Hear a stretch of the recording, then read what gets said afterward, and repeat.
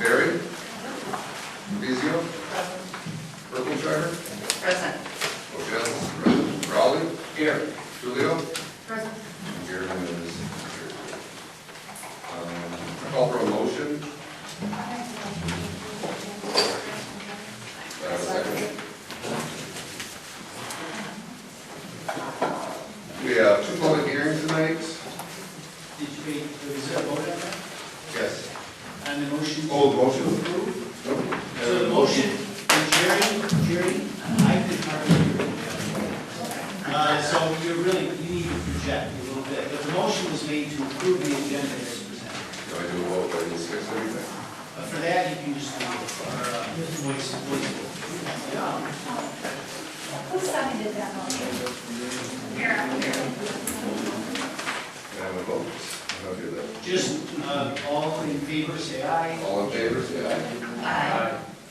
All against? All against? There you go. Very good. And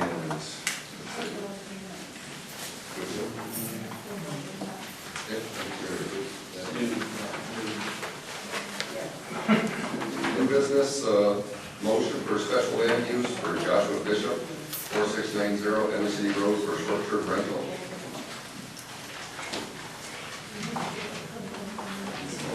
We didn't approve the minutes? Approve the agenda. Okay. That motion to approve the minutes. I'll make the motion to approve the minutes. I'll second. So, wait a minute. There's a lot of talk, number one. Number two, I still have trouble hearing you guys. Yeah, we can't Okay. hear you. So the motion was made to approve the August 24, 2023 minutes. It was made by Jerry, it was seconded, I think, by Mark, am I right, or by Nancy? Did you ladies get that over there? No, now we do. Now you got it, okay. Roll call, or voice vote, all in favor? Aye. All against? Here you go. Public hearing for the special land use and site plan review requested by Joshua Bishop concerning a short-term rental.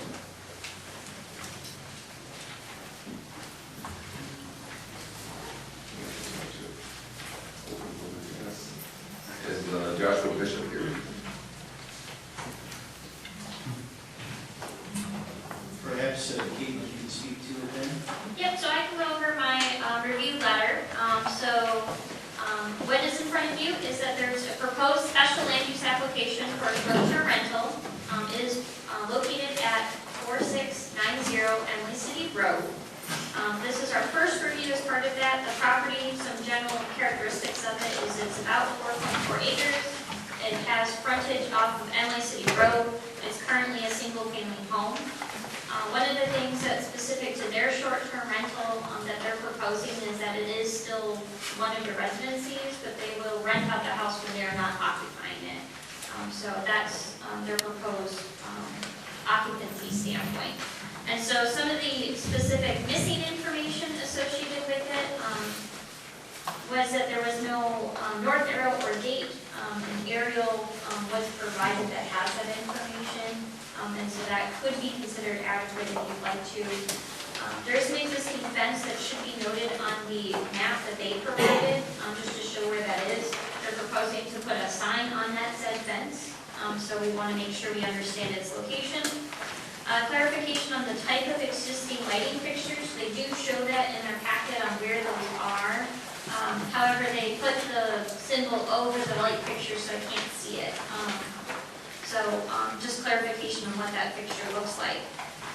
Regarding the existing buildings and improvements within 100 feet, some of that information is missing. I did provide an aerial that shows that larger scale to verify that those are different features within 100 feet.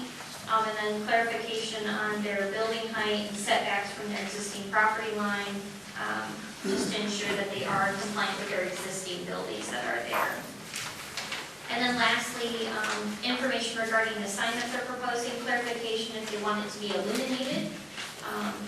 And then if they're, with that location of the fence, it's to be mounted on where that fence is located. It is farther back on that aerial, it shows it several,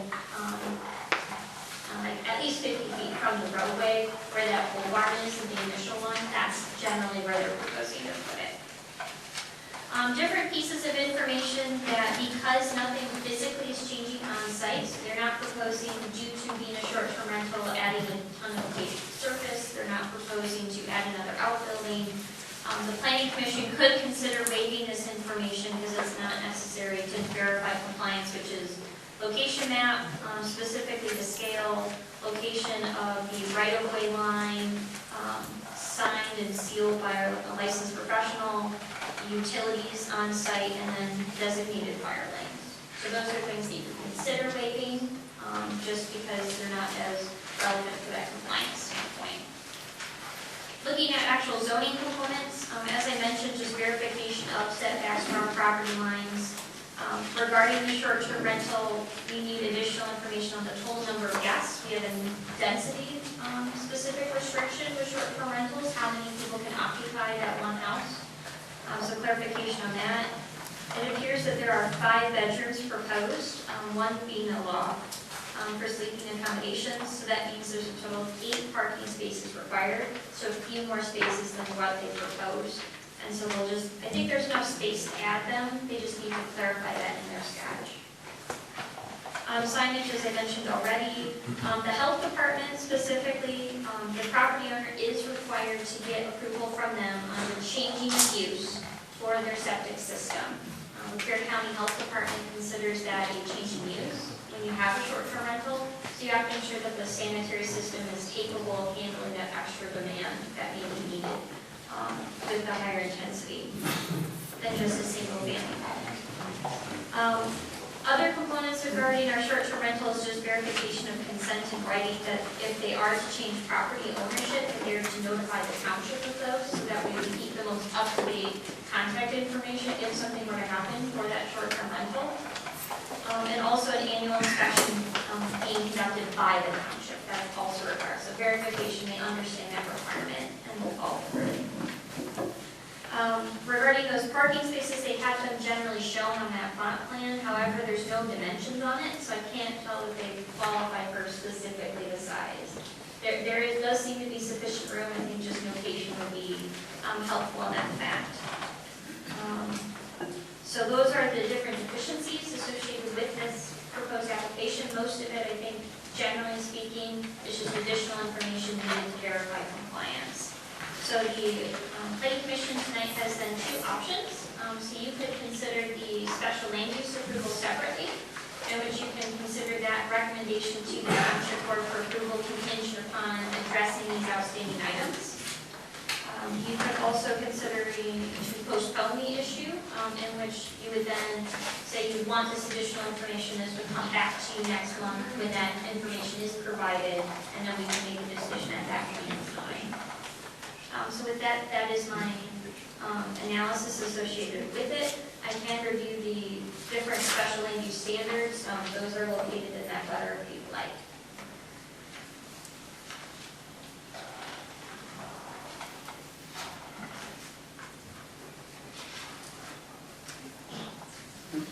And and if no one here at the planning commission has any questions for Caitlin, you could open it up for a public hearing and see if there's any public comment on that request. I'm going to open it up to public hearing for the Joshua Bishop special land use site approval. We'll limit them to 30 people. Sure. Yeah, so the comments will be timed, and please address all comments to the chair. No clapping, no response to any comments that anyone wishes to make.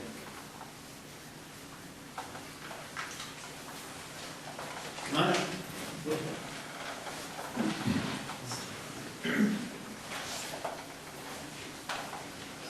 Hello. I am Patty Clendenin. I live at 119 Sunset Hills Drive, Attica on Elk Lake. I have lived there for 45 years. It is a private lake. That means you just don't let anybody and their brother on the lake. You know, friends and relatives of the residents, sure. But to open up an Airbnb, we don't know who's going to be there. How do we know? I mean, you don't know. And they don't know the boating rules, they don't know the lake, there's sandbars. I understand that Josh told someone they could use a boat launch to put boats in. It's very dangerous. There's a certain path, and then he has all kinds of kayaks over there, and we got a bunch of people out there, and they rent it for the weekend. And who do you know what's going on a party? But it's just, the main problem I have is for 45 years and forever, that lake has been private. And now, one Airbnb starts, you're gonna have another one. And it's gonna be a problem for the lake, and it's gonna depreciate the property value, I really feel, because being a realtor for several years, I cannot believe how many people request Elk Lake privately. They don't want Lake Nipissing, they don't want lakes where there's other people coming on.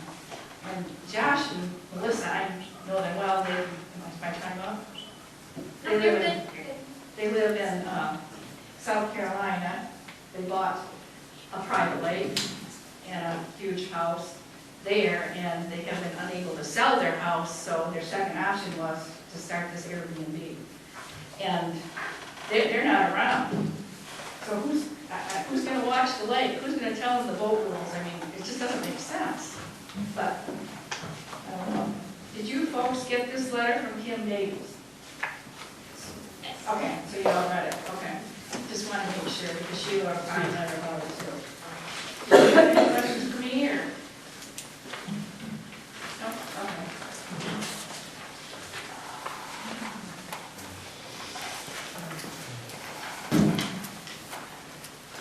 Hi, I'm Kathy Kennedy, and I live at 322 Outlet Road. I've owned the property for 22 years. My boys grew up on it. It's totally private, totally exclusive to the people that live there. And I feel that an Airbnb would really diminish our property values, first of all. And second of all, we don't want weekend people coming there. We have weekend people that are there that we know, that we've known for 20 or 30 or 40 years, how long everyone's lived there. It's been a quiet place. People follow the rules. The problem is with Airbnbs is you don't know what you're getting.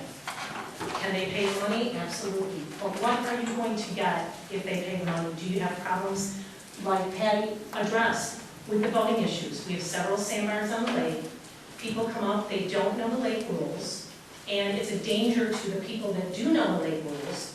How are we going to discipline them? Will they take that discipline well? Won't they? Will they rebuttal? We don't know. We've had probably no issues on our lake. I don't think we've had any issues called, and since I've lived there in the 22 years I've owned the property, we've had no issues with the law enforcement. And I feel that Airbnbs is just a bad place for Elk Lake. And if we open one, if you approve one, there's going to be several more that are going to want to do the same thing. So please, really take your time and consider what you're doing to the people that have lived there and that have sacrificed and that have made that lake what it is, and it's pretty much a family community. Thank you for your time.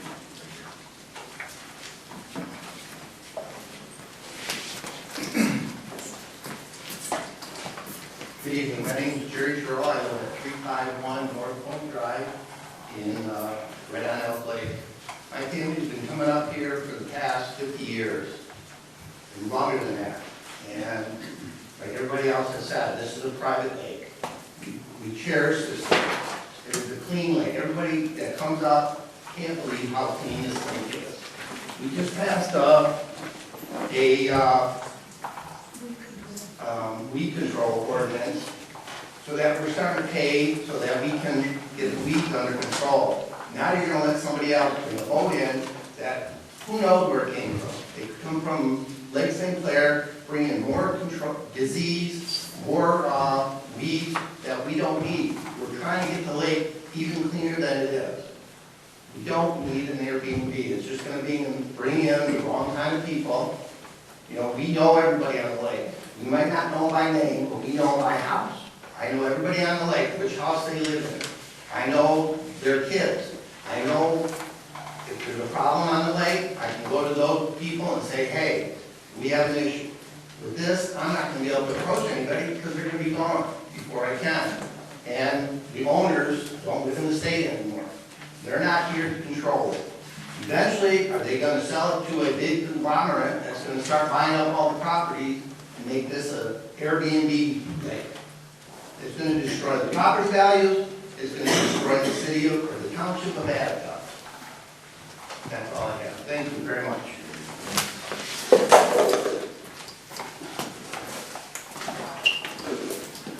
Hello, my name is Stephanie Aaron. I'm a resident in Attica Township.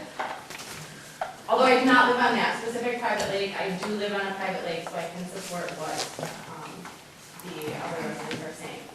My concern as an Attica Township resident is that I have 3 small children. I have had to use emergency services when one of my children was medically fragile before. That has included calling the police, it has included calling an EMT service. In Attica, I fear that if we start putting Airbnbs, those services that I so need for my children could be taken and used elsewhere because of the Airbnbs and because of the potential that police officers might need to be called. And as far as I'm aware, there's only 1 deputy in the township of Attica that patrols this township. So if that 1 deputy is at that Airbnb when my son is having an asthma attack because somebody is not behaving appropriately, I have issue with that, and I have serious concerns.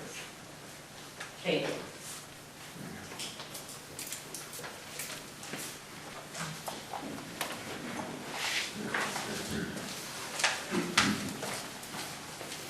My name is Cindy Gorowitz. I live at 4775 Northway Drive on Elk Lake. I've been coming up here for over 50 years. I remember when there were no boats on the lake, so this goes way back. But now that there are boats on the lake, there's kayakers, there's boarders, there's jet skis. It can be dangerous. It's a smaller lake, and when you get, a dozen people out there, it goes crazy. And having people that come in that don't know the rules, don't know that type of stuff, they say, well, we'll leave a map out, because I know everybody on the lake has got a map, because I handed them out about 4 years ago, we got new buoys on the lake, and once in a while when we get new people, they don't know it, and so we have to go over there and kind of explain it to them. And they're usually, understanding about it. But now, does this mean every weekend or every 2 weeks we gotta go talk to these people? Especially if there's nobody from that place that's gonna be there to explain the rules to them. And again, diminishing the property value, like I said, we've been here forever, and it's just really disheartening to have this happen. Thank you.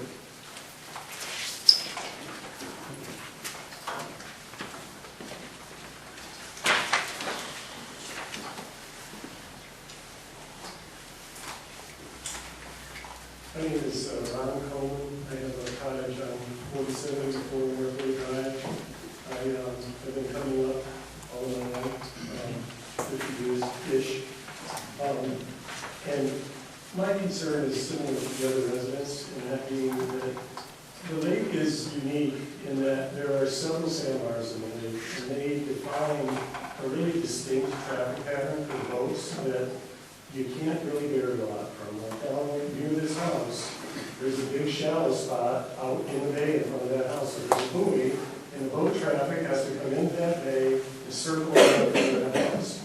And if there are people coming in every weekend that don't understand it, they're coming on kayaks or jet skis or boats, they come out, all they have to do is float out from the front of that house in kayaks, get into the middle of the traffic pattern, and the boats from the lake can't come down and make a turn in that bay.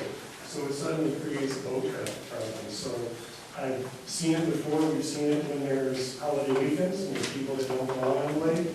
And I think that without the ability to control all of the traffic coming on, boats, jet skis, kayaks, not understanding the pattern, I think it really creates a dangerous situation for all the residents.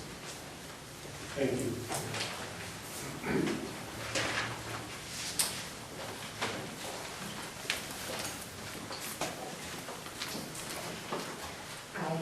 My name is Linda Manrich. I live at 4811 Northway Drive, Elk Lake. As everyone else has stated, it's, there's a boat traffic. There's a route. you're only supposed to go one way. I've personally seen they've already rented that place out. And I've seen the kayaks that they supply there. They have, I don't know, 6 to 8 kayaks underneath the deck already. And you get 6 people going out at the same time at a main turn in the lake.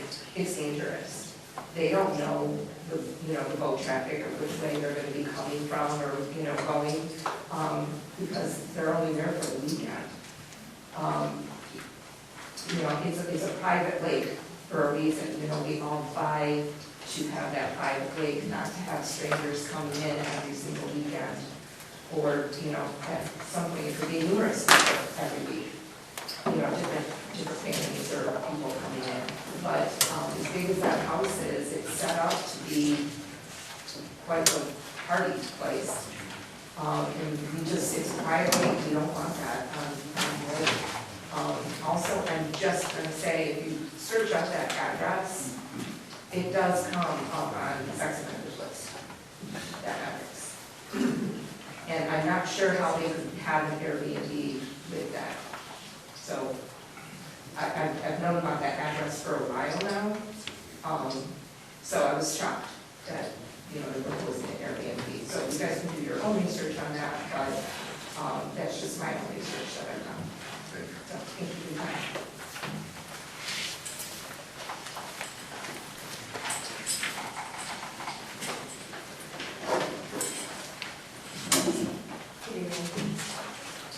My name is Elizabeth Stanhope, and I'm at 1940 South Lake Road. I live nowhere near the site you're talking about, but I am an avid kayaker. I absolutely love to be in the water. But everything that I just heard is a safety concern.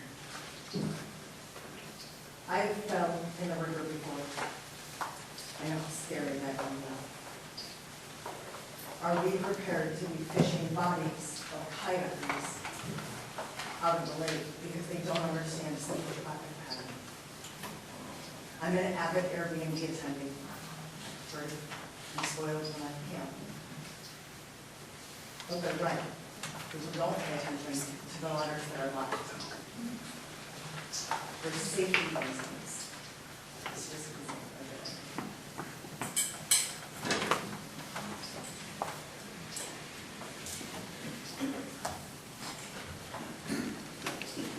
Is there anyone else? We're going to close the public hearing at this time. Any comments from the board? Any comments? Mr. Chairman, if we just want to acknowledge that one letter that we received in the packet for the official record as well. You know what, I have a question, I'm sorry. Did you guys know, or did the board know that the Airbnb has been running for a while? It has been up on the Airbnb website, and they have rented it. So they were doing this before. Since July, we'll check into it. Okay, all right, yeah, I just wanted to make sure that you guys, that the board was aware of, that it had been being rented out. Thank you. So included with the minutes should be the letter from Kim Davies dated September 28, 2024. Read it. You don't need to read it, it just needs to be reflected and attached to the minutes as part of the public hearing.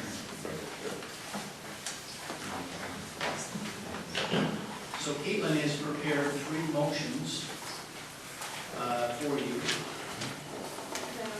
So do we have an ordinance for short-term rental, do we have?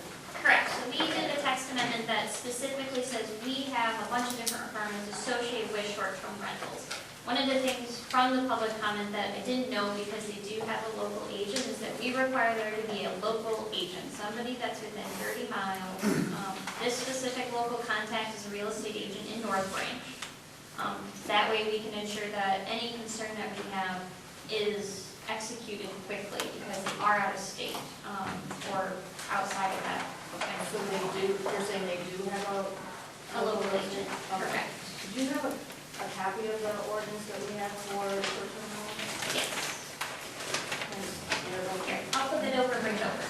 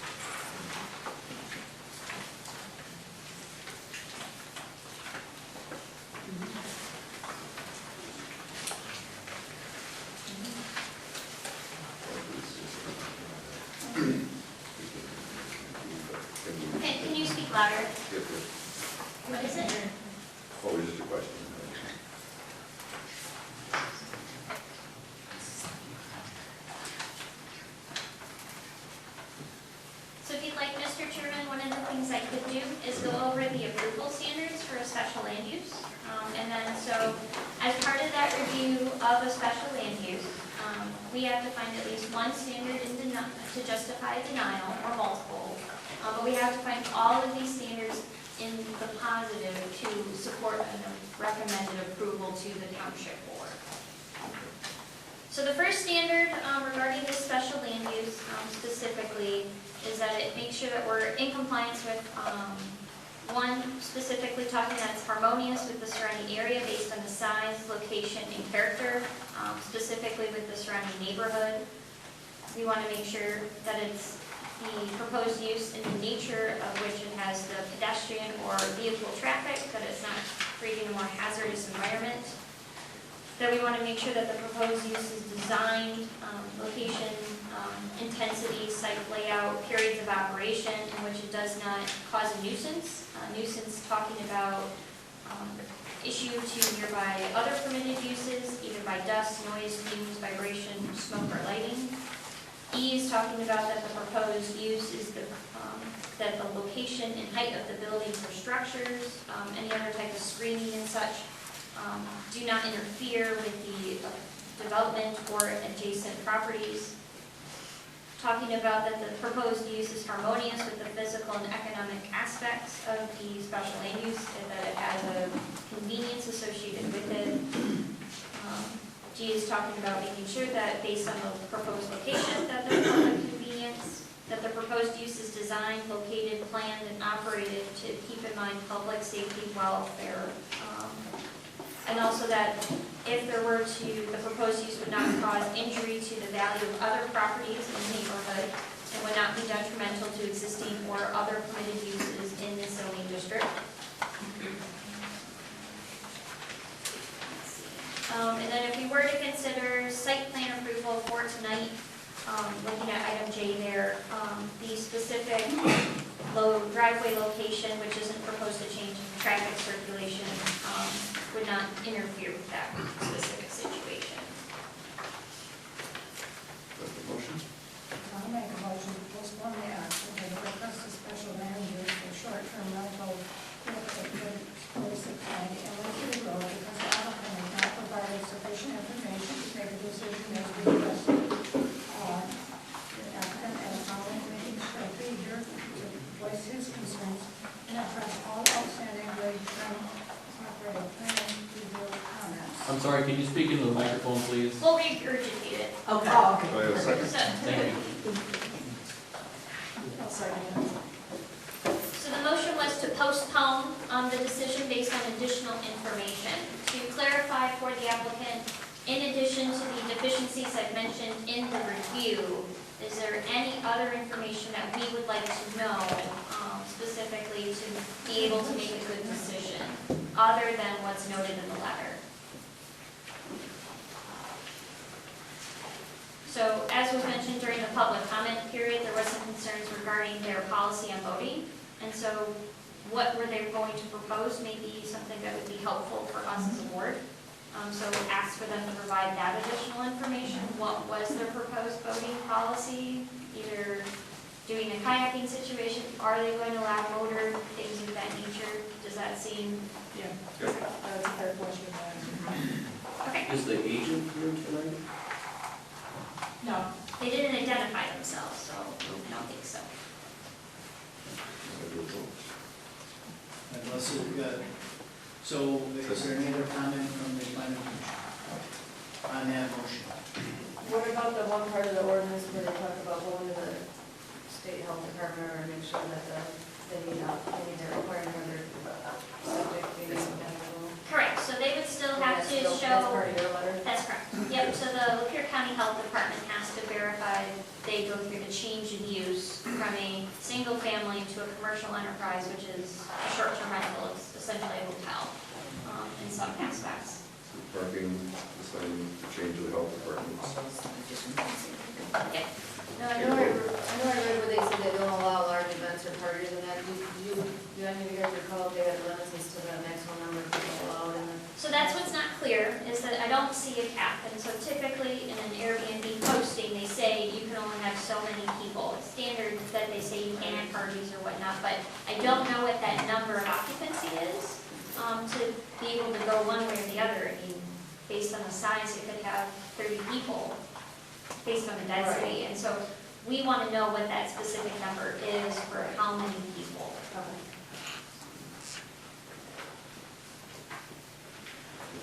Somebody mentioned that,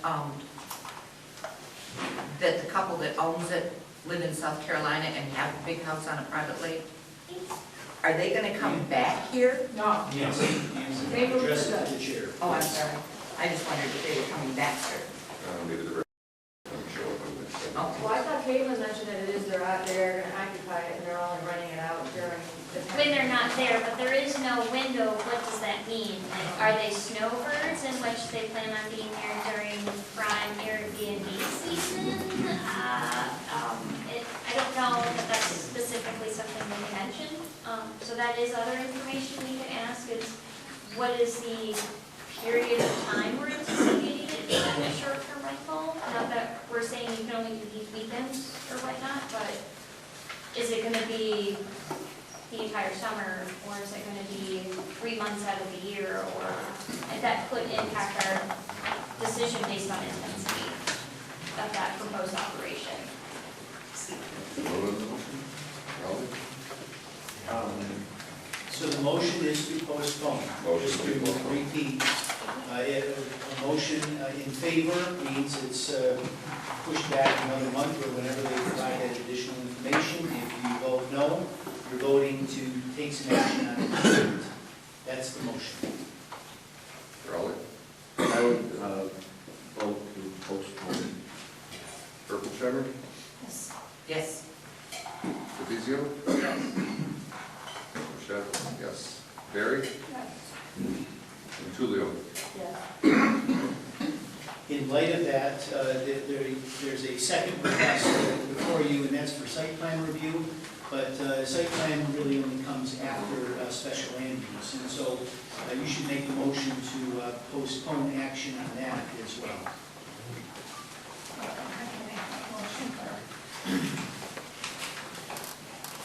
And Jerry, it could just be to postpone until such time as the special land use is decided.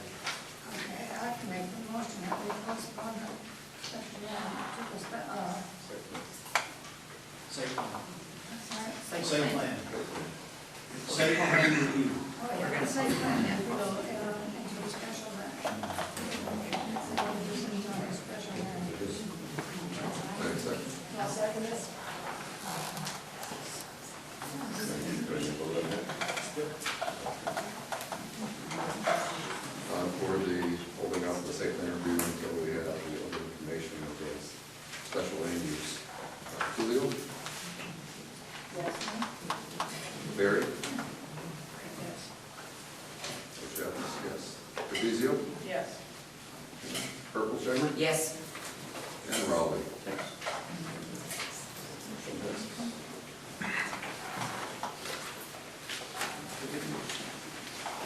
Now we're on to, Can I ask one question? Yeah. Can I ask one question?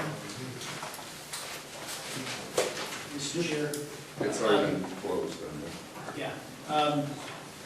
Catch me afterward. The whole business, motion for special land use for Gazio Oil Holdings, gasoline service station, and drive-through restaurants. Yeah, so, again, for the benefit of the audience, I'm sure most of these people have heard this deal before. I know all of you have heard it before. This is, I think, our fourth time meeting on this request, although tonight is not the same request as has been heard before. The proposal that is here tonight is scaled back. Previously, it was proposed to have showers as part of this gas station, convenience center, restaurant, with, I think, if I remember correctly, some 50 or 60 some parking spaces.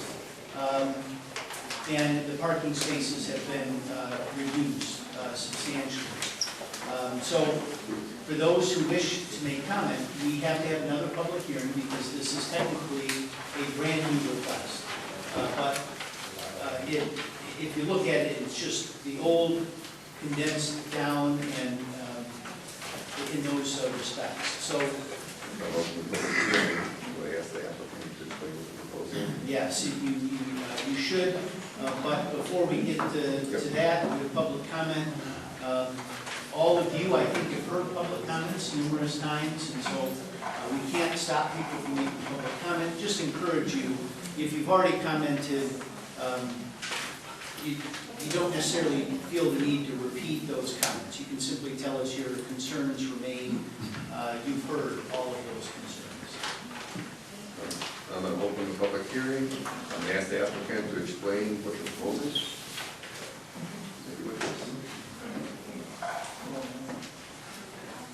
Good evening. I'm Tommy Bosey, 5880 West Road, Washington Township. So, this really never had the opportunity to come up and address the board. I kind of wanted to take that this evening to talk about who we are and what we're looking to do in Attica Township. And then from there, I will turn it over to our engineer to talk a bit more in depth in regards to the changes that we've made based on the recommendations. So a little bit about who we are. So we're a family-owned business based out of New Haven, Michigan. We're second generation, my brother and I. My brother's not here tonight. He's coaching his son's football team, the Rochester Redskins. But so family business started in 1988 with my father, who retired from Chrysler. We had one small gas station in the city of Warren with full service garage and full service pumps. My brother and I was growing up, we basically did full service for our customers. You know, I don't know if anybody remembers full service. Wipe the windows and check the oil. So today we employ over 400 employees in the state of Michigan. They're all based out of Michigan. We have truck drivers, we have mechanics, we have cashiers, we have managers, we have district managers. We're basically in southeastern Michigan. Our furthest north location is in Attica Township. And hopefully, if this project goes through, then Attica Township will be the furthest north project. We hire from the community, part-time, full-time, first-time jobs for young folks. We've had team members make careers out of their positions. We've had team members go to college, become doctors, firefighters, policemen and women, TSA, Border Patrol, join the military. So we're very engaged in the community that we do business in. And for us, not just doing business in the community, we want to be part of the community. We've had the pleasure attending these meetings on 4 other occasions and learned a lot from the community. And I appreciate everything as far as their comments, their concerns. Pleasantly surprised how the community comes together and speaks as one voice. And it brings pleasure to me knowing that Attica is a very close-knit community. And being part of the community is not just from a business perspective for us. We want to engage in the community to do business. So we have programs through the years that we've developed to show our support for the community and the community shows support for us. And some of those programs, we put a pamphlet together for the residents that are here tonight as well. And we give back. We give back through our community hero mugs we just recently launched. Megan, one of our team members, has been on the forefront of putting this together for us, where we give back to our firefighters, our policemen and women, our EMT. We invite them to come into our stores and get free coffee with their heroes mug and free fountain pop on a day-to-day basis, however they like. We send through the Salvation Army we partnered up with to send kids to camp. We've also done the Angel Tree program for the holidays. We've done Coats for Kids. We've done a Kids Club reading program. So we're very engaged. And we do school sponsorships. So Friday night lights, or a football team, or any other sports team in the community. And not just giving back in the sense of dollars and cents. We give back in the sense of not just being part of the community, but through the ups and downs, right? Every community has their high moments and low moments, and we want to be there, through the highs and lows. Also, during the meetings, we heard a lot of concern about safety. Safety is very important to us as far as our team members, the public, and a little bit about the gas station itself. In regards to the environmental concerns, I want to speak a little bit about that. So underground storage tanks are regulated by the state of Michigan. So the state requires to have double-wall underground storage tanks. This way, if there's a leak in the first tank, there's the outer tank that keeps leak within. If there is a leak within the tank, there's sensors that go off and bring alarms into, through the electronic system saying there's a problem. Been in this industry since 1988, like I spoke. There's triple wall lining that goes from the tanks to the islands. There's impact valves if someone hits a pump. When the pump gets knocked over, that there's protocols in place that prevent any spillage or any leakage. In regards to safety, we're going to be well staffed. We're not just going to have one cashier manning the facility like this. We're, at the very least, we would have 4 to 5 employees on staff. Whether they're working outside, at the islands, or inside, or helping customers in any possible way. We also have very, very important to us is the training and procedures. We do a lot of training with our employees in regards to safety, making sure they recognize situations that may arise, whether it's robbery, whether it's someone that shouldn't be, something that doesn't fit, from the day-to-day stuff, to be mindful of what's going on with their surroundings. The state will come out on a monthly basis, I'm sorry, not a monthly basis, on a quarterly basis, to make sure we're doing things properly. It is our responsibility as facility operators to make sure on a monthly basis we're checking off all the guidelines that the state requires us to do. So whether we're checking the manholes, we're walking around the pumps, opening up the pump doors, making sure everything is working properly and there's no issues. And if there's any issues recognized, we will shut it off immediately and get it handled the best and proper way. And a little bit about the project, we've scaled it back a lot. We've taken away the showers that was discussed. So basically, we're looking to provide a family convenience store. Yes, we are selling diesel, but the parking for diesel trucks has considerably gone away. There's going to be some parking for trucks that do fill up and pull over to come inside to pay or grab something to eat. We're not looking to attract overnight parking. And I wasn't mentioned before, but I want to mention it tonight. So usually truck drivers who like to park overnight, like to plug their truck into something, or like to get one of those systems they put in the window where they can watch TV or keep their truck up without running at night. We did not propose that in the original submission, and nor are we proposing it today. So that's something I wanted to make very clear to the board, that we're not looking to become an overnight truck parking. We're looking to become just truck facility for just getting diesel and off they go. The big pilots, the Flying J's, the Love's truck stops, those are the ones that cater to overnight truck parking. They deal with national companies, national fleets. So truck drivers are instructed to go to those Love's or pilots because they have a special credit card that they use, and if they fill up, I think Pilot or Love's lets them park overnight. We're not going to be providing the amenities as a Pilot or a Love's. We're just, like I said, more focused on giving them diesel and off they go. So I'm going to turn it over to Corey to kind of discuss the project a little bit more in depth. And I think if there's questions, we can answer them now or later in regards to, I don't know,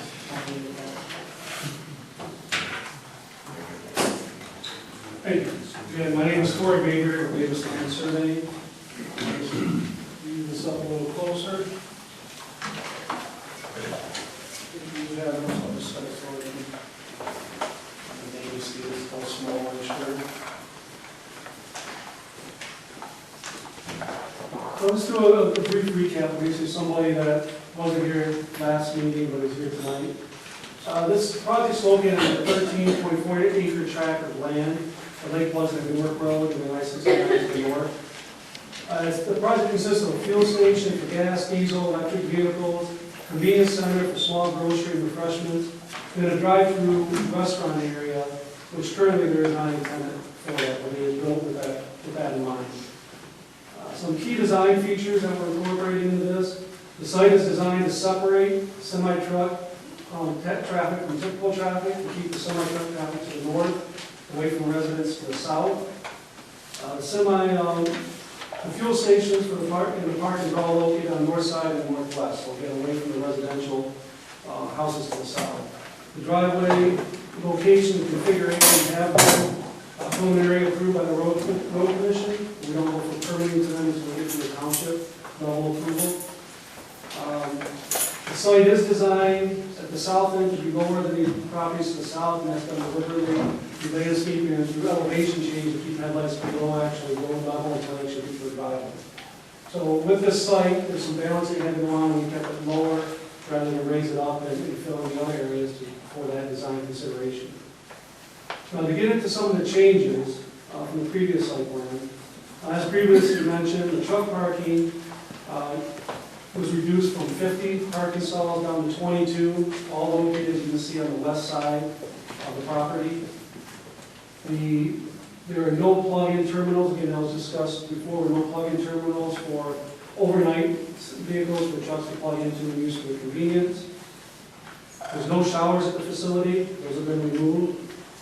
The overall footprint was reduced to impact around 6.5 out of 13.4 acres. It does exclude the septic area you see there and the stormwater detention area. We're looking at the pavement, building, driveway areas. The internal truck circulation was improved on the north side to allow for easier truck traffic in and turn around and back out the north drive. There was concern about trucks going down to Newark, coming out that way. By eliminating the parking, we're able to put larger aisles, now they can pull out and easily go either to the right or left and then go back out the exit that the entrance they came in. And while the overall footprint was significantly reduced, the stormwater detention areas were kept to the original design, so they are currently oversized based on what's there. The footprint, again, we're trying to show you, we limited all the truck parking up in this area, but kept the stormwater control management areas the same as if it was there. So again, they're now currently based on the larger site. With the smaller site, we just decided to keep everything the same because there's some concerns about stormwater runoff and management. Safety, and we talked about that before, touching on it again. There are high definition security cameras on the entire property, for the parking areas, fueling areas, the building exterior, building interior. The LED lighting in the exterior of the site, proposed light is designed to illuminate the direct areas with minimal light spillage. All fixtures will illuminate parking, fueling, and building areas, with downward and shielded.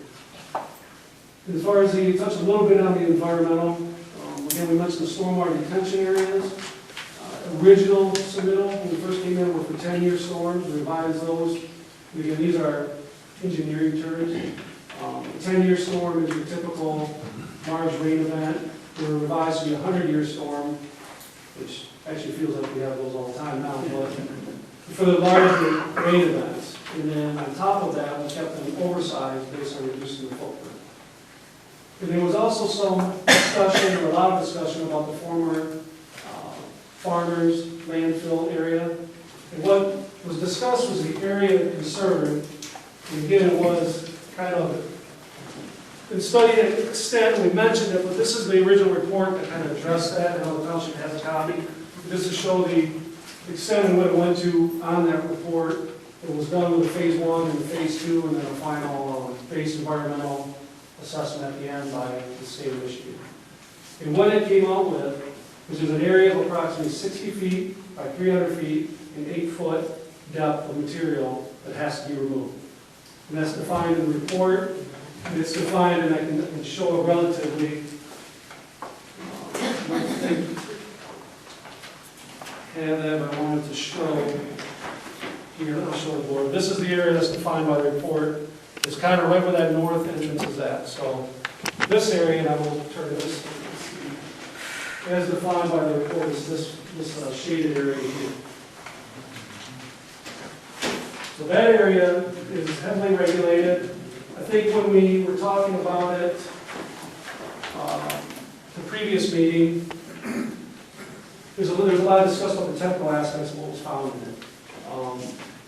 To get to the basis of it, it's defined that that area has to be regulated during its removal. It has to be excavated very specifically. All material has to be removed out, disposed of in an approved area, approved facility, and backfilled with clean granular material. Typically sand or something similar, can be an aggregate or something else, but it's backfilled, clean material from an approved supplier, gravel pit, sand pit. And that is very regulated by the state. They come out during that excavation, it's monitored, it's recorded the area that was removed. And then it's done specifically because if they do find additional areas, it's still the same procedure. If they define these 60 by 300 by 8-foot depth area in the report, but if it turns into 65, 8 feet here, 75 feet there, it all has to be treated in the same manner. It's all logged, cataloged, monitored by the state. So it is very specific on how that's done. And then, again, backfilled with clean material, all approved as part of the procedure. So I know there was a lot of discussion about that before, and sometimes it gets lost in the technical aspects of it, versus what's just the physical, what you do with that material, now what it is, where it is. It was an old farm landfill, they said, for about 60 to 70 years. But that's what the environmental report is, environmental considerations that we know going into this that will have to be worked with. So I guess in final, trying to keep it somewhat brief, why this location, I think we discussed it before. The property is currently zoned, the proximity to I-69. I understand that there are neighboring residents, but on 3 of the 4 sides, there's a large property that has a church, there's I-69 to the north, and a large property to the east that has a lot of land that's really not conducive to development, and there are residences to the south. And the property cannot be, basically environmental property cannot be developed for residential purposes. So it has to be a non-residential type use. And I guess with that, I'm open to any questions. I tried to keep it brief and kind of recap, but stress more on the changes that were made to it. With a significant reduction in size, again, over almost 57% reduction in the paved areas for trucks. There are no overnight facilities or conveniences for truck traffic. And again, trying to keep all of that, the heavy trucks to the north end of it by increasing their aisle length, potentially they can easily turn around and go back out. Obviously, the intent and design is not to attract anything to the south, to circulate around. It's not good for truck traffic, and I don't think we would do that. We don't definitely not want to encourage it. So, with that, I will deal with any questions that you may have.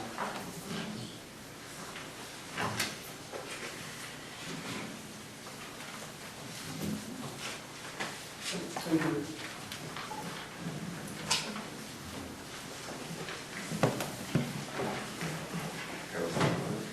Sure. Unless you want me to do mine quick recap first. Yes. All right, I do not have a formal report for this meeting. Wasn't given by the deadline the specific revised plans. However, if you did want to consider a decision, what we could do is we could reference our July 12th review letter and say that it's a contingent upon addressing those concerns specifically. So as a recap of what those concerns were, part of it was regarding the exterior lighting.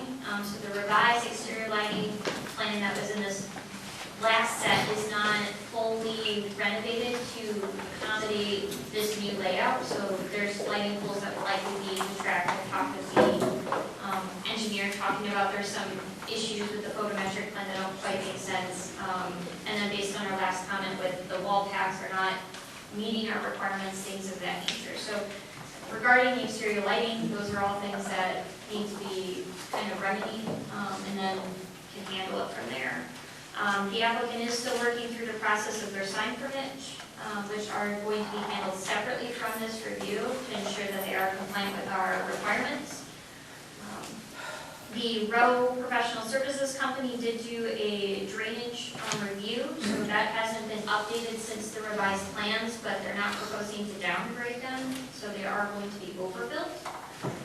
Part of it too is, as a reminder, is that some of that storm component of it is under the jurisdiction of the road commission because it would be them taking on and involved in that right of way with the drainage.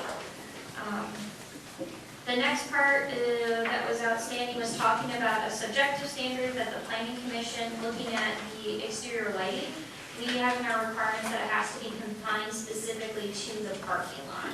And so on the property line that's located along the church to the west, there are some components of it that show beyond the parking lot envelope. And then to the property line, it does get a little bit brighter, but the lights are intended to be downward facing and away from the property line. It still shields or protrudes light towards it because of the height and the magnitude of that lighting. But that's something that the planning commission could ask for additional modifications to the lighting plan, so it's less. You could do that if you wanted.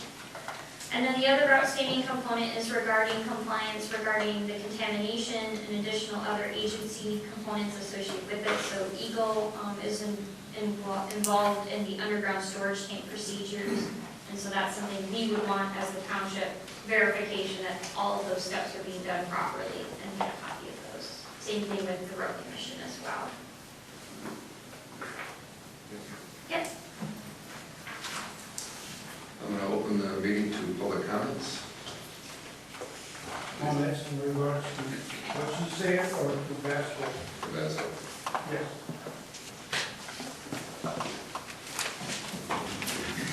My name is David Wolf. I live at 2042 South of the Place Road. In the paper, it said it was going to be similar to the gas stations in Emily City. Number one, they don't have drive-through restaurants. And number two, they do have fire hydrants. I don't see fire hydrants on any of this. We have a wonderful volunteer fire department, but if they don't have water, we're in trouble. Number three, on this, the new standard notes. Number 5, major engine repair or similar shall be located in a building. I don't see any building proposed for major.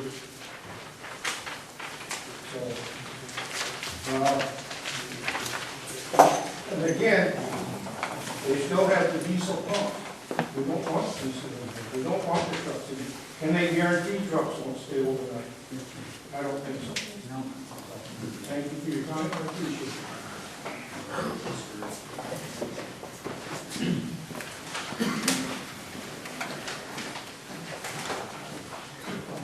Chris Russell, 435 Bay Road, and here we are again. Okay, they can tell you, you see those 22 spots right there? You'll be full every night. And these guys don't care. This isn't their home. This is where their wallet is getting money from. That's all they care about. If they say they're about community, they're about the communities around.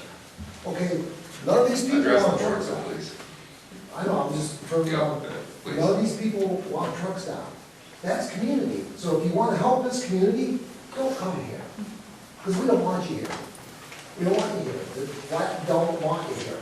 But really, they're not going to have somebody out there saying, okay, you fuel now, you got to go.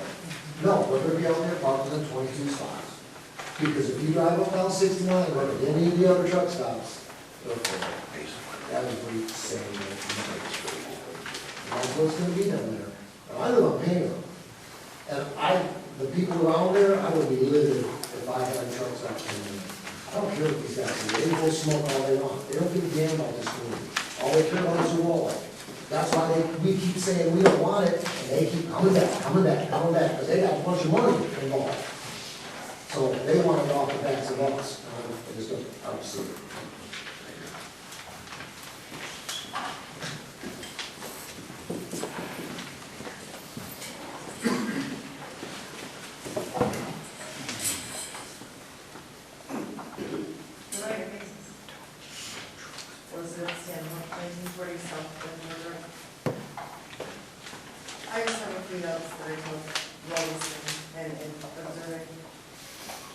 taking away the showers and saying it's a gas station for easy on and off in Attica Township. So is Emily City, 53, and so is Lake Medicine, for here.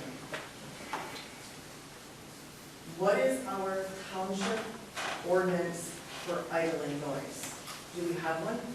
Because if we don't, they're right, they're gonna idle all night. I heard him talk about being part of our community, but you know who's part of our community? Ryan and Crystal Wilson, the owners of the Country Market on 21. They helped our wrestling team put on a golf outing. They helped our marching band collect bottles all month. They donate to our football team. They're part of our community.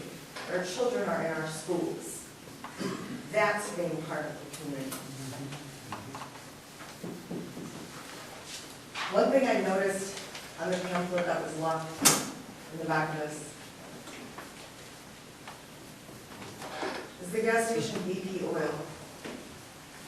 Do any of you remember the BP oil spill in the ocean? Because I do. And you should. And we don't want to.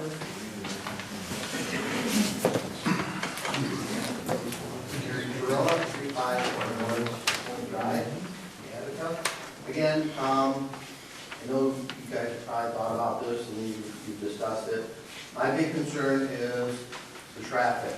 The amount of traffic that's going to happen on Lake Pleasant from M21 to that gas station is going to increase. That road is now in such bad shape that you go down it, you're bouncing all over it. We're going to get that increase in truck traffic coming from M21 because the trucks are going to say, oh, I can go this way and I can come up Lake Pleasant to avoid any traffic problems, any, heavy traffic and stuff like that. So that's going to increase. I noticed that the property directly across Lake Pleasant is for sale. What's going to stop for the next company to come in and put another gas station there? Now we're going to have competing gas stations, which is going to increase more traffic. We moved into this, we used to own rent, we now moved into this community because we liked it, because it was a small town community. You're going to bring all this traffic, all these extra people in here that are going to make this not a small town anymore. It's going to be turned into a Lapeer or an inland city. It's going to be traffic everywhere. And I just wanted to point that out. Thank you.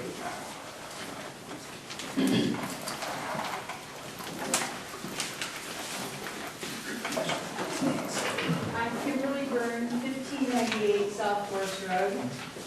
So I live probably, as a crow flies, about a mile from the site.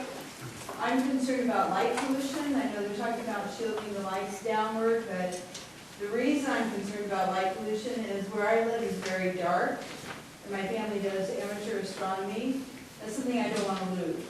This is a very, very rural township, and I really would like to see it stay very, very rural as it is. I'm also very concerned about noise pollution. We get enough noise from the freeway as it is. And so I really do not want to hear trucks idling, brakes, truck brakes and that kind of thing, all through the day and all through the night. I'm wondering about the size of the sign. How tall is the sign going to be? The one that's near the freeway. I'm wondering about policing. How are we going to police it? We don't really have a police force for this. Thank you.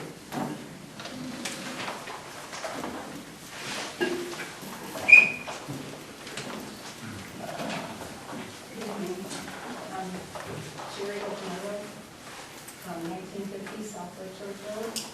I'm going to kind of touch on something that the gentleman back there said about traffic and semis.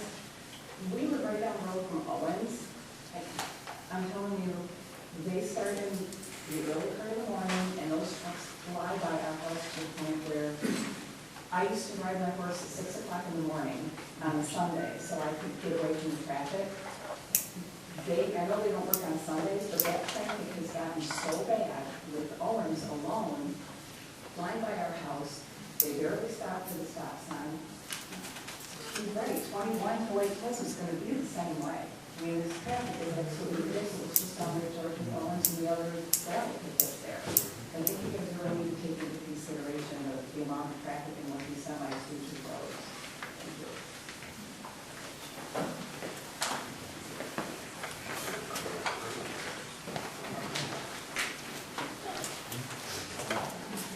Bill Winslow, 94 North Lake Pleasant Road, Attica.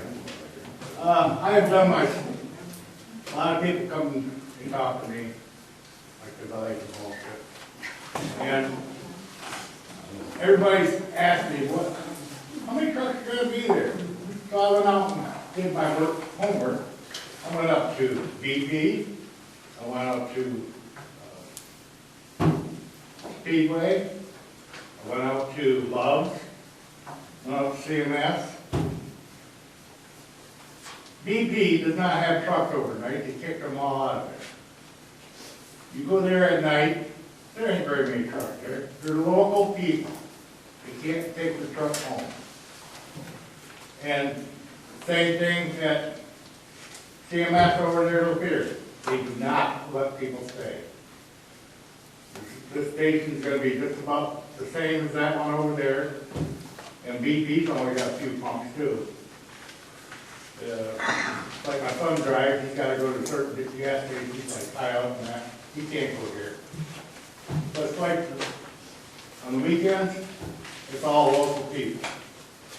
And then snowstorms, we got the rest area out here. We got one tape at. They're not gonna be all in there first. Thank you.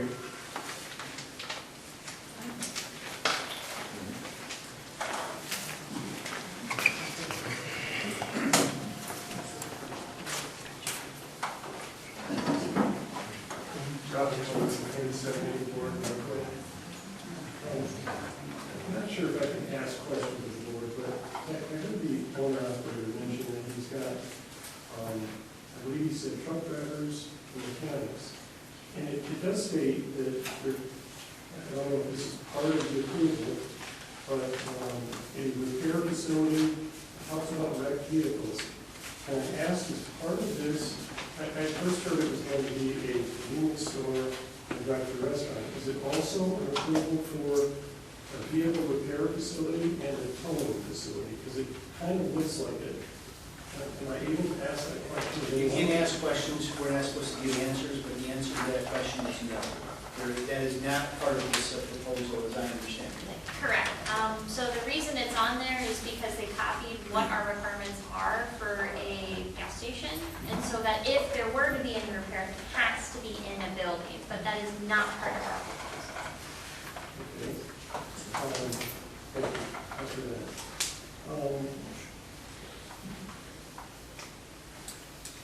I think you answered my question. I'm very curious about the truck drivers and mechanics, which one can ask the gentleman, but I guess I'll leave that as an open question. Thank you.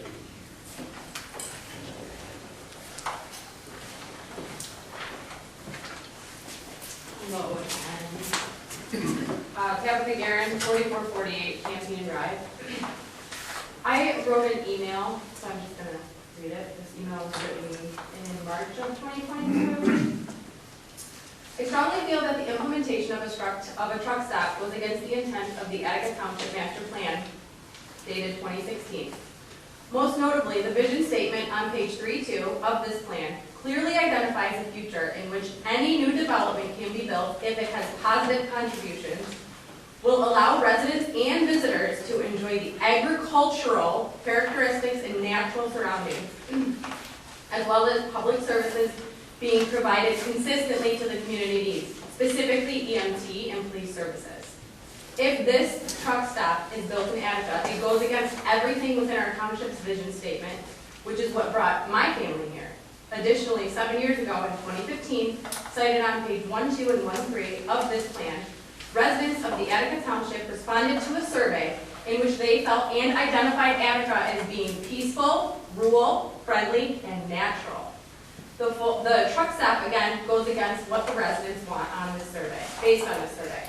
On page 6.5 of that plan, there are 8 objectives and goals.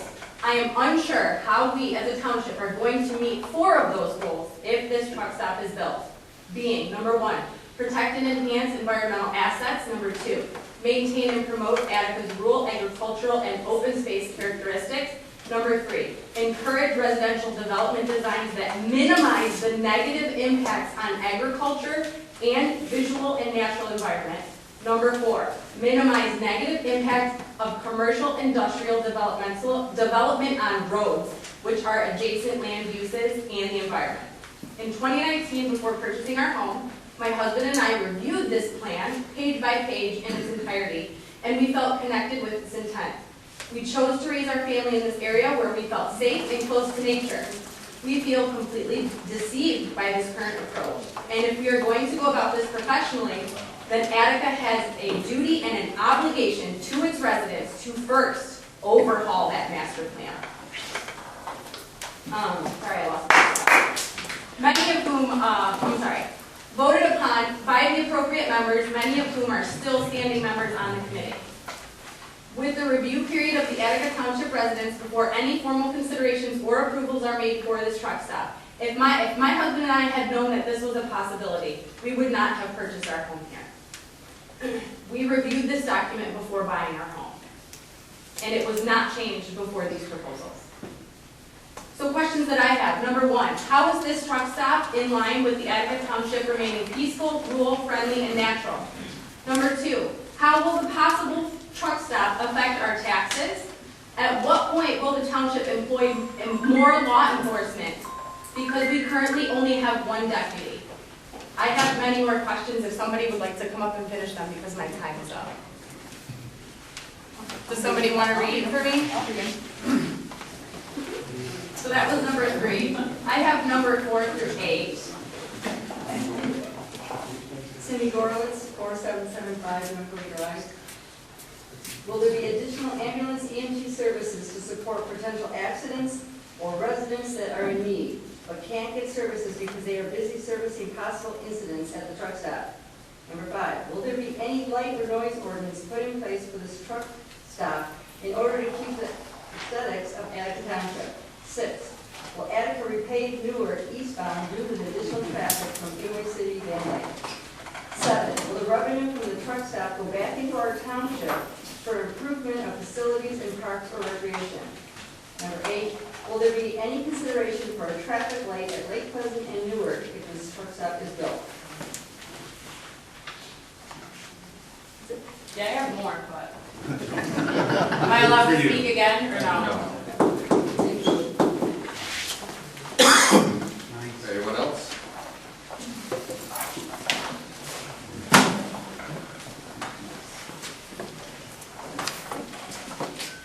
Yeah, wrote for several years. I'm sorry, your name and address, please?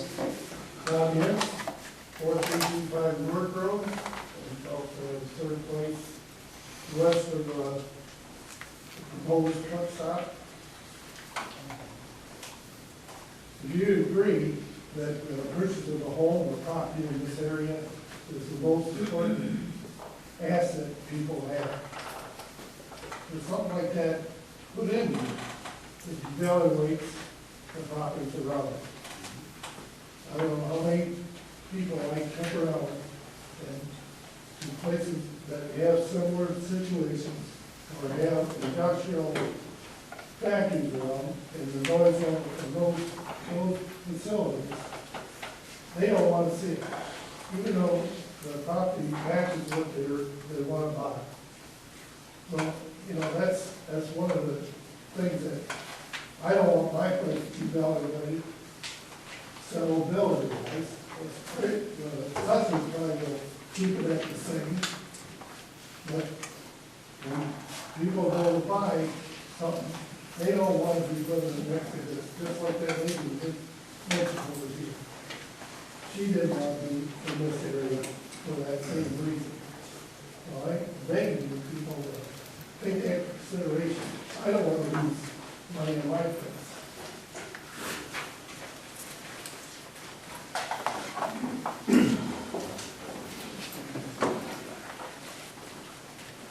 Howard Bursick, 4440 Newark Road. This is my 4th time here. Right now I should be working. I take a half day each time I come out here. I'm not about $800. The 5th time I did take a time off, the day off, but you guys canceled the meeting. In answer to who's going to regulate the overnight camping, anything that happens in that area, that's going to be put on me and my family. We're going to have to be the ones watching all the time. I'm going to have to know that guy's name. Please address the board here. Sorry. Thank you. I'm going to have to know the officers in the area. I'll probably get personal numbers, that way I can get a hold of them quickly to resolve any problems that there. I will be vigilant on that. I will make it my responsibility. And it shouldn't be. We're a small community. We don't have the resources, we don't have for the fire, for the EMS, and everything in this toolbox manual says it's for the community, but we pretty much rent out everything. We don't have our own school, we don't have our own law, we don't have our own EMS. Everything here is going to be for the surrounding communities around Attica because we are that agricultural area. Now, one of the other things I wanted to bring up about the reservoirs and the standing water, that's going to draw mosquitoes. Any type of treatment for those mosquitoes are going to affect my bee colonies and anyone around in a 2-mile radius of the bee colonies. And pretty much ditto to what everyone said tonight. We've heard it over and over and over and over and over again. Each time that this meeting or these proposals come up, I'm going to take this time off of work to be here because I want everyone to bear witness. My property value is going to come down. My neighbor's property values are going to come down. This is going to affect our lives. Thank you.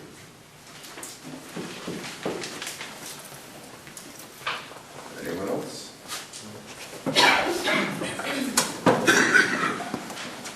Well, B21 Falls, South Lake Pleasant Road. I don't want to repeat everything that everybody else has stated, but I used to work at Chaco in the city, witnessed all the trucks at BP and Speedway, and they supposedly only have 2 parking spots, but every single day there would be semis just all over in Chaco's lot. And if anybody's familiar with going south on 53 and turning west on Newark Road, this driveway reminds me of that. Like these people are going to turn, but you don't know if they're turning into Speedway or are they turning into Newark Road. It's like a nonstop accident waiting to happen. Very confusing. Are we going to have a turn lane? Is there not going to be a turn lane?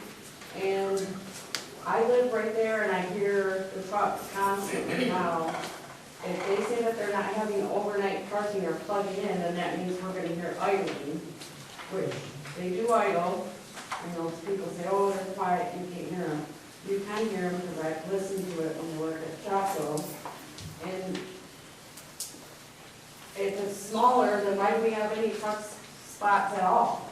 It's not a little teeny mama papa gas station like Raleigh used to be, or on M21 with one little pump and you go get your gas for your lawnmower and you head home.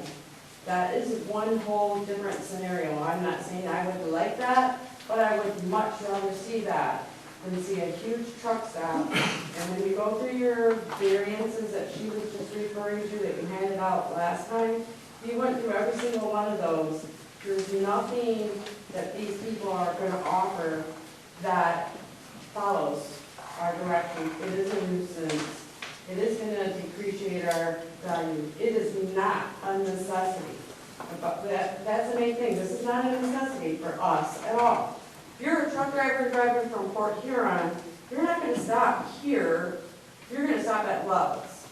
And anybody else that's just driving a car going on a trip, they're going to stop in LA City because there's a million different fast food restaurants. I don't know what kind of restaurant they're having, but it's not going to be nothing that says, oh, let's go to the corner of Newark and Lake Pleasant Road and go out to eat, kids. They had a little sandwich shop in downtown Attica. That didn't even make it. It's not necessary. Nobody is gonna support it enough for them to make tons of money and be worthwhile. This might not make sense to you, but it's my opinion, and it's very disappointing to know that people want to be greedy and make money off of us and our community. They can build it somewhere else where it's more not needed. Thank you.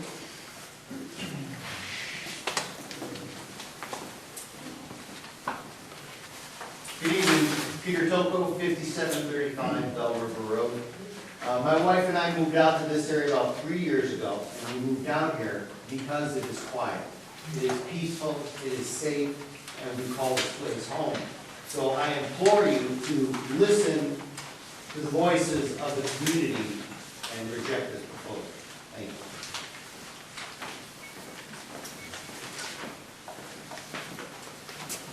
Any other comments from the public? Any close the public session? Can I still speak? Oh, yes, I'm sorry. Come on up. Oh. Didn't see it, sorry. Linda Mayorich, 4811 North Drive. So this is my first time coming here regarding this plan. And, you know, when I saw the hearing notice, when I came to pay my property taxes, I saw that, oh, they're labeling it as a gasoline filling station now with a drive-through. But when I'm looking at this plan and I'm seeing 22 truck parking stalls, that tells me it's still a truck stop. And then based on all of the diesel fueling stations that are there, he said they don't intend for truckers to stay overnight, but they never mentioned what they're going to do to keep that from happening. 22 stalls, that's inviting them to stay. Because I don't think that there's going to be 22 trucks coming in all at the same time to, you know, stop to go eat. It just seems like it's inviting them to stay. Noise pollution from, the trucks are going to idle there. They don't shut them off, especially in the wintertime. They're going to stay in there, need to be warm, so they're going to idle those trucks. And then backing into those spaces, all those trucks have the beeping when they're backing up. So not only are you going to have the idling, but you're also going to have the beeping of them backing into the stalls. I do have a big concern as a community of who's going to police this. So they're not doing anything to stop them from staying overnight. So who's going to police what's happening there? If there's only, one officer, or, one deputy in the township, I don't see how they're going to be able to cover the whole township plus this stop. And I do have a big concern over the increase in traffic of how are we going to get onto 69 to, come off or go onto 69 with all of that truck traffic coming, up and down the Pleasant Road. It's pretty tiny.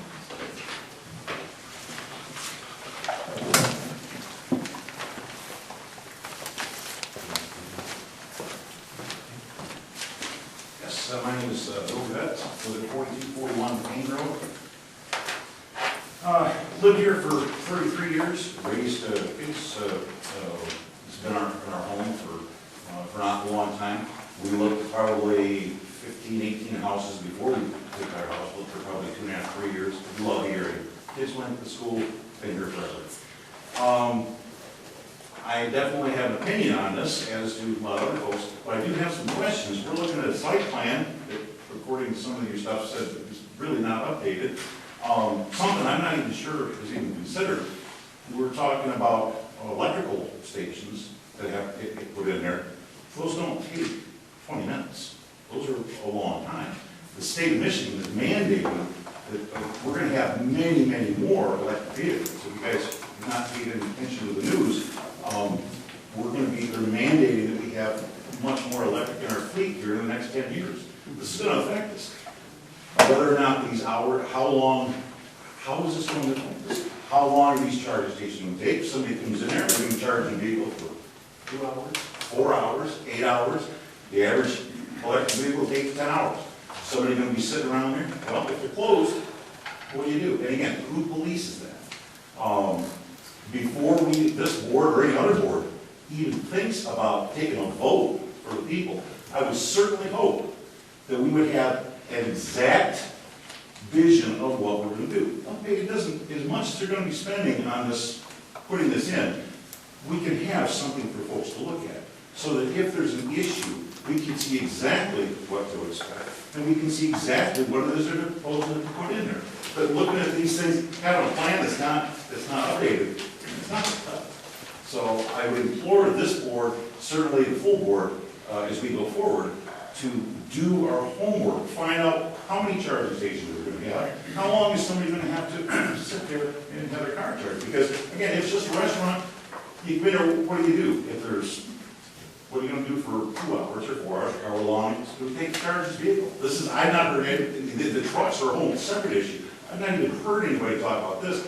And again, the state is mandating that we're going to have a lot more electric vehicles here in the near future. So something I think we need to look at.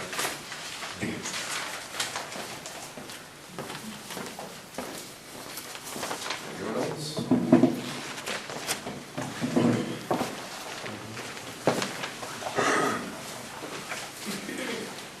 Good evening. Sally Hogan, 4354 King Road.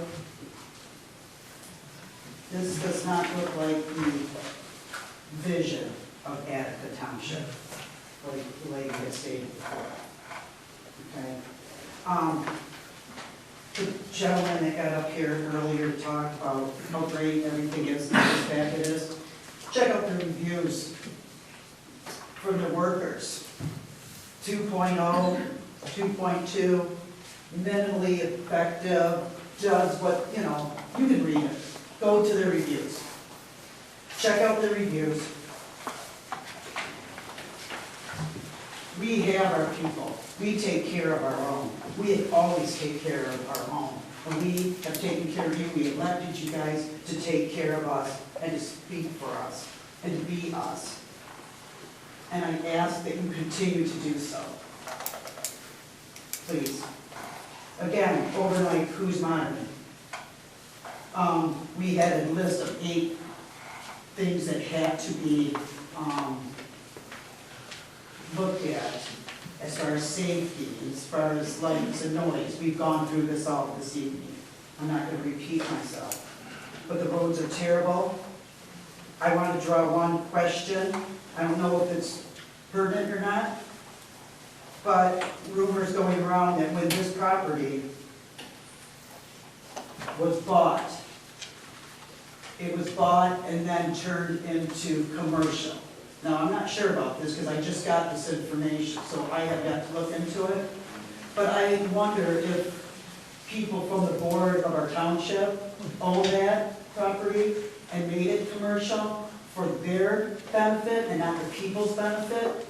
I'm not sure about that, but it's definitely going to be looked into. Because if so, I think that's definitely a breach of conflict of interest, and it needs to be checked into.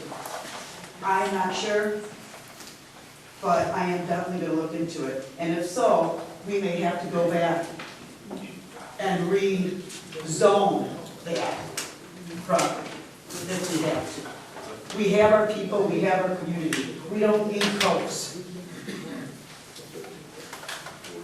Keep southeast.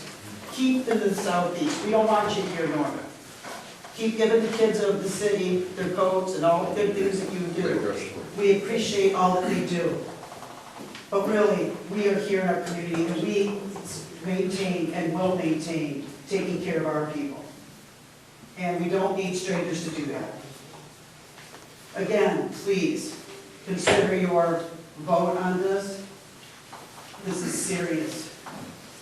And it's not right. And we believed in you. And we voted you to sit there. So please believe in us. Thank you. Mr. Chairman, the property that you're speaking of was purchased almost 40 years ago by Mr. LaHaye in Almont, and it was originally supposed to be a gas station, and then it fell through. So it's been that way for over 30 years. commercial? It's been Yes, commercial? it's been commercial for over. Okay, I still want to know who It won't. was part of. Excuse me, Yeah, Mike. okay, we don't need it. All right. No big deal. Anyone else? I'm going to close the public hearing. Any comments from the board? What's the exact zone of the property as it is in the zoning plan? So it's zone B2 or general business. Which define general business? So I would have to go to the intent station to read it verbatim, but the intention is to service highway traffic for those who are more intense uses than what our village center, our B1 zoning district allow.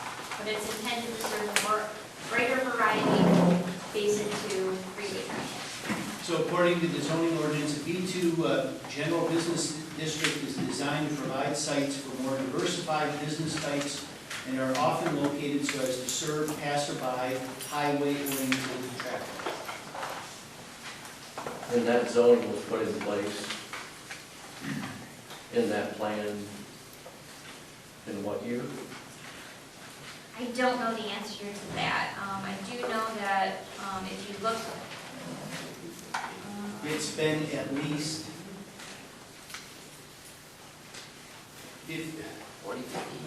I was going to say at least 15 years, but probably longer than that. And how in your, like that's an open statement a little bit for the public. So how in your guys' eyes with doing this, probably I suspect maybe you're maybe on some other township boards or represent some other townships. B2, how does that, what's the classification of what these gentlemen, these folks are trying to do versus B2? So B2, there are, in any zoning district, there are two kinds of uses. There are those that are permitted by right, and those that are require special approval. Okay? So a residential district, for example, you can have a single-family home there. You don't have to come before a board to build a home, right? You can just do it by right. So the zoning ordinance here lists several different businesses that are allowed by right in that zoning district. Then there are that second group that are allowed by special land use, and that's why we're here tonight, because one of them, allowed by special land use, says gasoline service stations for sale of gasoline, oil, minor accessories, which may include major automobile servicing and repairs. Also, under special land use, it says drive-in restaurants and establishments. So because this is being proposed as a gas station with a restaurant, it falls as a special land use. Special land uses require this sort of review before this board. And there are standards. Caitlin talked about those, the 8 standards. And you have to evaluate this request against those standards. And you vote it up if you find that they meet those standards, or you vote it down if you find that they don't. Does that help? Yes. I think it helps the public too.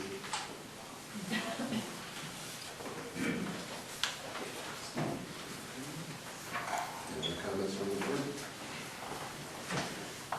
Do our questions have to be just for the board, or can they be for? They should all be directed at the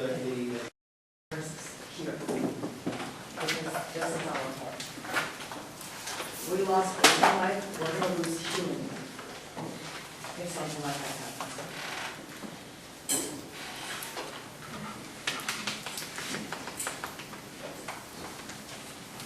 Anyone else?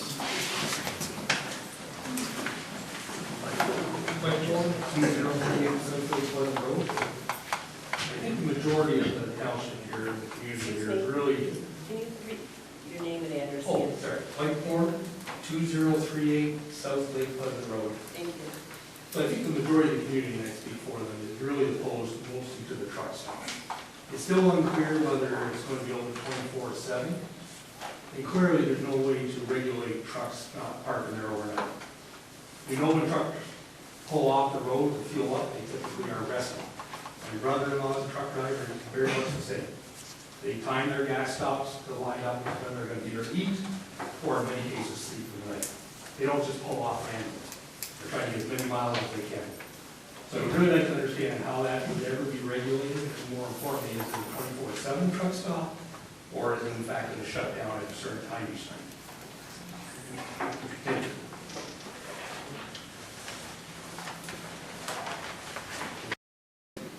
Chair, and then he can decide what to do. Okay. So what is going to be put in place to prevent people from being there 24/7 or overnight at either the truck spots or the electric vehicle, because they're both, from here it looks like there's going to be a whole lot of people sitting around all day long. Is there anything in place from them or from our ordinances or our township or whatever that's going to prevent that from happening? I don't want to speak for them, but I think that question can be answered generically. For example, what prevents people from parking in a McDonald's parking lot overnight, for example? There's nothing that we can do about that. So there's nothing in our ordinances which provide any sort of enforcement or policing of that. All that can be done is that there aren't the amenities that may draw and encourage that activity to take place. So again, I'm trying to avoid a question and answer back and forth, and I assume they're going to tell you, listen, we're not going to hire people to do that because you don't require that in any other business anyway. So at what point is a decision made for the hours of operation? That would be part of the special land use. You could control that. At the point of special land use that is going to be tonight? Yep, so you could do it, you could either consider it a conditional approval, or if you consider postponement, you would say, we'd like to see what your proposal is, and then review that for approval.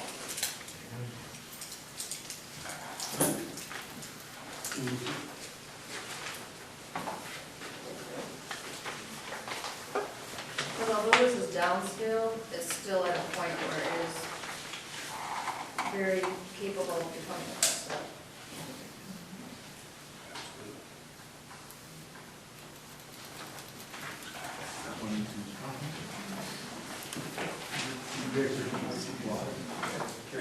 Very capable of becoming a truck stop. Any more comments on the truck stop?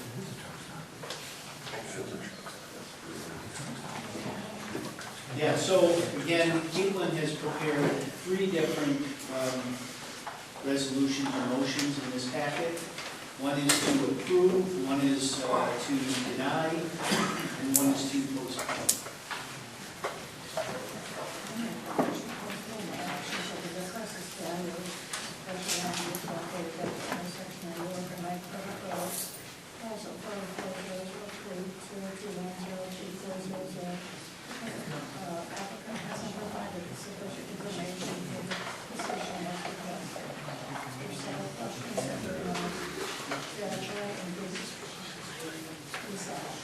So for the benefit of everybody, Jerry, we're going to have to work on you projecting your points. Thank you. The motion was made to postpone to get additional information and answers to questions. Yeah, we want to deny. Is there a second? Deny.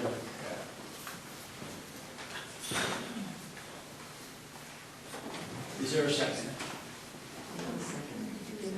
Motion fails for lack of support. Does anyone wish to make another motion?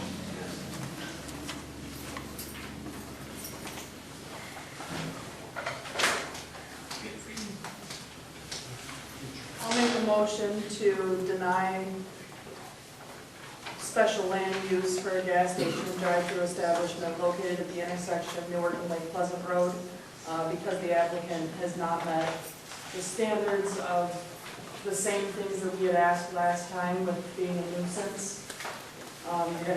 You're gonna create a lot of noise hazards and stuff like that. The we've already denied. You're just downscaling a little bit. Is there a second?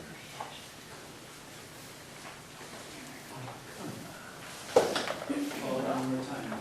Is there a second? I'll second.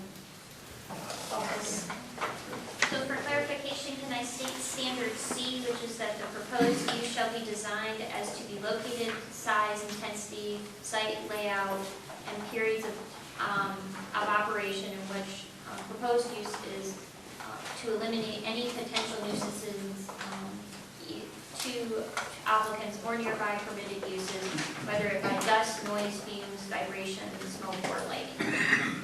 Yeah. Okay, thank you. Yep.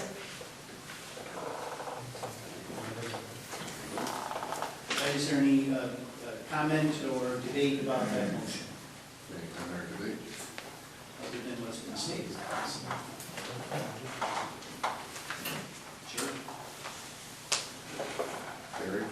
So, let me just repeat. Oh, sorry, I'm sorry, just so, yeah, we've encountered this elsewhere.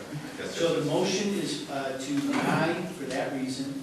So a motion, yes, is to deny, okay, which is a little bit maybe counterintuitive. So if you wish to deny, you're voting yes. If you don't wish to deny, you vote no. And this is the step in the process where we're recommending to the township board the action to take. It still goes to that pending. So it still goes to the board? Yes, That's no matter what. So it does make a decision? Yes. Goes to purple chamber? Yes.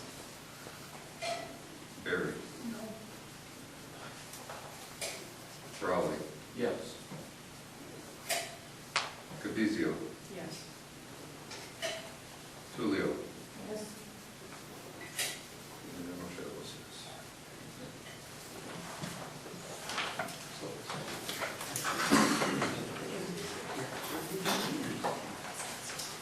So the second item that's before you tonight is a motion for site plan review for Pasco. And, Caitlin, is it necessary that they act on that, given the vote devastation? No. Yeah. So that becomes a new motion.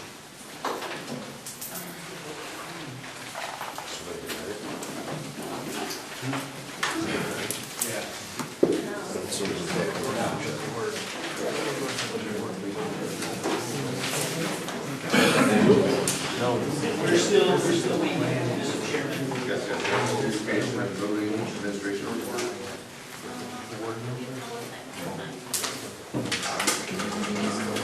Yeah, we need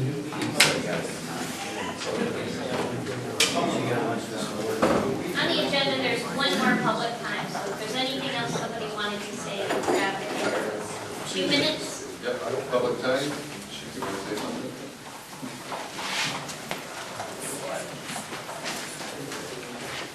Cindy Gorlitz, 4775 Hillary Drive. I actually have a question. So when will it go before the board? So we'll catch us afterwards. Okay, okay, thank you. She's like,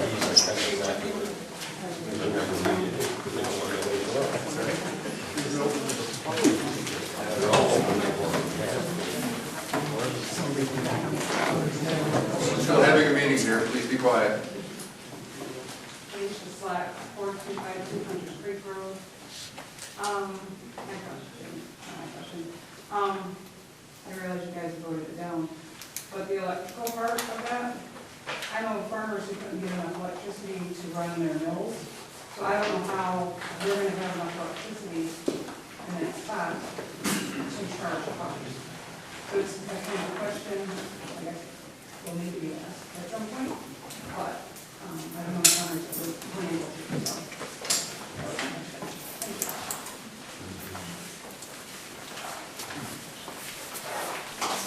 Any more public comments? We'll go over public comments. Any communication or zoning administration? Oops. Nope. Planner's report? Planner's report? Due to the lateness of the hour, we are not going to be talking about our zoning ordinance. So we will talk about that next month, as far as our overhaul of that document and reviewing that. Attorney report? adjournment. I second it. So, wait a minute, was there a motion? She made a motion for adjournment. There's a motion to adjourn, seconded by